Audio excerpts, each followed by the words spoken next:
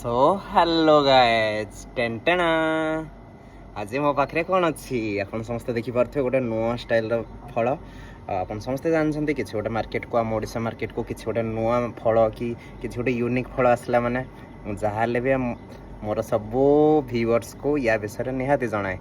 So this is red banana Bhubaneswar market को एबे नुआ आसी आगर तो मु देखि नथली केबे भी एवं यार 1 डजन प्राइस अराउंड 200 यार प्लांट प्राइस भी प्राय 200 पाखापाखि रही जाऊँ गोटे प्लांट को एवं देखिए यार टेस्ट केमती लगे समस्त जनइबा। सो रेड बनाना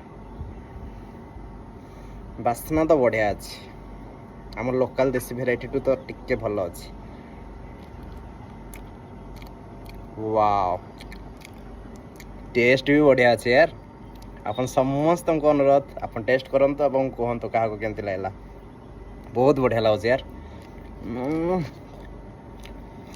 कदिल्ला खाईदेव चुपाटा पकईदेव बाय बाय।